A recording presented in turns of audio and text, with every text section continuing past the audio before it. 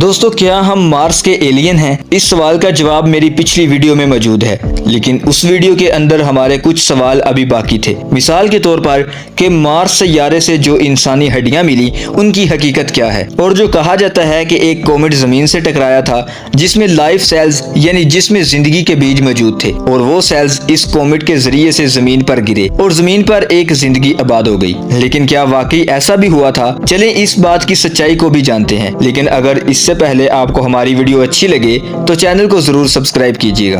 तो चलें शुरू करते हैं टाइम को बगैर जाया किए। दोस्तों, सबसे पहले मार्स से मिलने वाली हड्डियों की बात करते हैं। इस बारे में पहली तस्वीर जो मशहूर हुई वो एक रान जैसी हड्डी की है।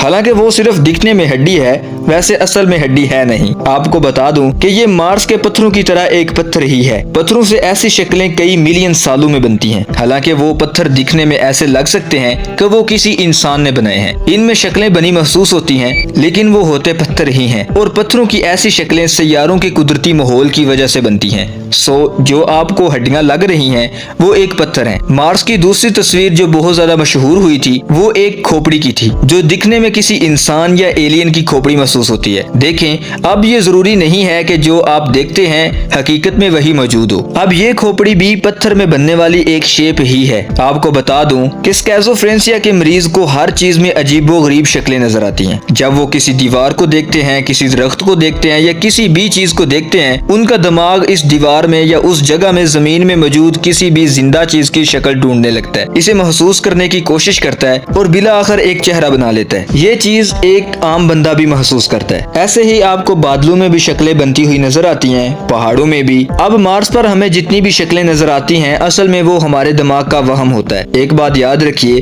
कि साइंस ये जरूर कहती है कि मार्स पर भी कभी जिंदगी मौजूद थी, और अगर ये मौजूद भी थी तो मैक्रोबस की शक्ल में होगी, यानी बहुत छोटे बैक्टीरिया और जरासीम की शक्ल में। यानी यहाँ पर किसी बड़े जानवर का पैदा होना मुमकिन ही नहीं है। और इसकी वजह यह है कि मार्स पर ऑक्सीजन शुरू से ही कम है, जिसकी वजह से मार्स पर किसी बड़े जानवर का होना मुमकिन नहीं है। इसीलिए यहाँ पर किसी भी हड्डी और फॉसिल्स का मिलना मुमकिन नहीं है। मार्स पर सिर्फ इंसानी शक्लें ही नहीं बल्कि चूहा, मेंढक, छिपकली की भी शक्लें नजर आई हैं, लेकिन ये सब हमारे दिमाग का वहम है। और मार्स से किसी इंसान या एलियन के ढांचे की भी तस्वीर मिली है। अब ये आप कह सकते हैं कि अगर ये पत्थर है तो ये पत्थर मुकम्मल ढांचे के अंदर कैसे बदल गया? तो मैं आपको बता दूं कि ये ढांचा मार्स पर नहीं बना, क्योंकि ये जमीन पर मौजूद हमारे मोबाइल्स और कंप्यूटर पर ही बना है। तो मार्स पर कभी किसी किस्म का ढांचा मिला ही नहीं, बल्कि ये एक एडिटिंग तस्वीर है जो किसी ने मशहूर करने की कोशिश की है। और जो भी आपको मार्स से ढांचे, खोपड़ियां मिली हैं वो सब के सब फेक हैं। मार्स पर जितनी भी रोवर्स भेजी गई हैं अब तक उनमें से सिर्फ और सिर्फ 3 एक्टिव हैं जो काम कर रही हैं।